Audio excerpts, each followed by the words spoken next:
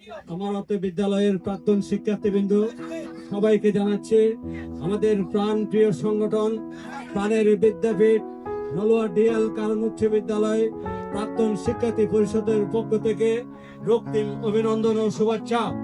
আজকের এই দিন আমি শ্রদ্ধা করে স্মরণ করি যার অবদানে যার কৃতিত্বে নলুয়া ডিএল কারণ উচ্চ বিদ্যালয়, যিনি অত্র বিদ্যালয়ের জন্য ভূমিদান করেছেন, নলুয়াকে আলোকিত করেছেন। নলুয়াতে আমাদের নলুয়া ইউনিয়নে একটি মাত্র উচ্চ মাধ্যমিক বিদ্যালয়, এই বিদ্যালয়ের নাম হচ্ছে নলুয়া দ্বিজেন্দ্র লাল খান উচ্চ বিদ্যালয়। আমি আজকের দিনে শ্রদ্ধা করে স্মরণ করছি বাবু দ্বিজেন্দ্র লাল কারণ মহোদয়কে। এর পাশাপাশি আমি শ্রদ্ধা করে স্মরণ করছি এই অত্র বিদ্যালয়ের স্বাধীনতা পর্ব। আমাদের বিদ্যালয় 1936 সালে প্রতিষ্ঠিত হলেও স্বাধীনতার পরবর্তী এই বিদ্যালয়ের জন্য যিনি শ্রম দিয়েছেন, মেধা দিয়েছেন, বিনা পারিশ্রমিকে শিক্ষকতা করেছেন আমার প্রয়াত শিক্ষক। এই অনুষ্ঠানটা যদি আমরা আজ থেকে 1 বছর আগে করতে পারতাম উনি দেখে খুব খুশি হতেন। আমি যখন বাড়ি বাড়ি ওনার কাছে ছুটে গিয়েছিলাম উনি আমাকে একটাই অনুরোধ করেছেন, কাউসার তোমার কাছে আমার একটাই অনুরোধ, বিদ্যালয়ের জন্য কিছু করো, আমার জন্য কিছু করতে হবে না, আমি ব্যর্থ। উনি সবসময় বলেছেন আমি ব্যর্থ। সে আমার প্রয়াত শিক্ষক নেপাল চন্দ্র দাসের প্রতি আমি শ্রদ্ধা জ্ঞাপন করছি।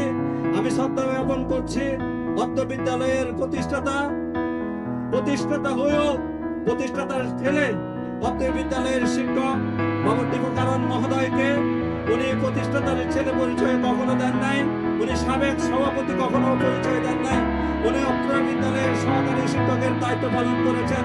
আমি আজকের দিনে ওনাকে শ্রদ্ধা করে স্মরণ করছি। আমি শ্রদ্ধা করে স্মরণ করছি বিদ্যালয়ের প্রতিষ্ঠা লগ্নে যে শিক্ষকগুলো ছিল তাদের মধ্যে বাবু দুলাল মল্লিক, আমার শ্রদ্ধেয় শিক্ষক যিনি আছেন মণিকুমার স্যার, নির্মল স্যার সহ অন্যান্য শিক্ষকবৃন্দকে আমি শ্রদ্ধা করে স্মরণ করছি, কৃতজ্ঞতা জ্ঞাপন করছি।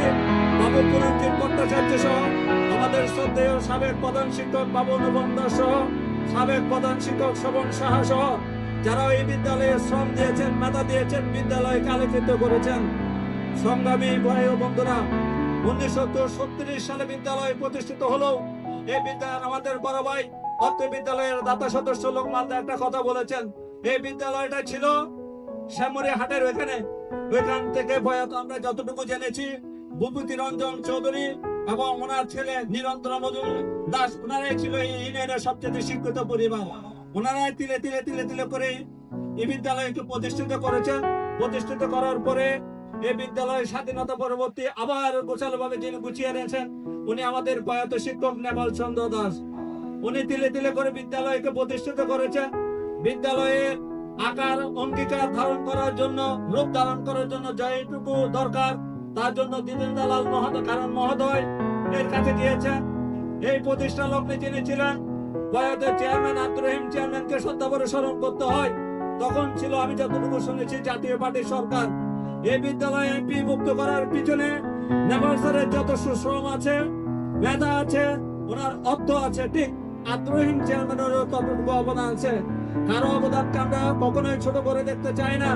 আমি আজকের এই দিনে সবার কাছে কৃতজ্ঞতা ধন্যবাদ জ্ঞাপন করছি অত্র বিদ্যালয়ের প্রতিষ্ঠাতার সন্তান আমাদের সকলের শ্রদ্ধেয় সর্বজন শ্রদ্ধেয় বাবু সুকুমার কারণকে ওনার বাবা যেভাবে দিয়েছেন উনিও ঠিক সেভাবে যোগ্য পিতার যোগ্য সন্তান। কিছুদিন আগে উনি প্রায় 25 ঘন্টার মতো জায়গা অত্র বিদ্যালয়ে দান করেছেন।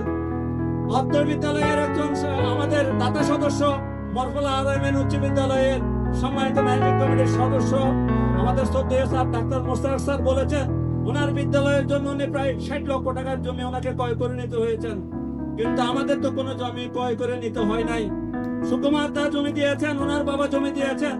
আমি আজকের এই দিনে আরেকজন মানুষকে শ্রদ্ধা করে স্মরণ করতে চাই, আমাদের অত্র বিদ্যালয়ের অত্র এলাকার কৃতি সন্তান বাবু মনেন্দ্রলাল মেম্বার, সুরঞ্জিত স্যার এবং আরেকজন হচ্ছেন আমরা হৃদয় টন্ডি নামে একজন ব্যক্তি ছিলেন। আজকে ওনার দিন আমি ওনাদের শ্রদ্ধা করে স্মরণ করি।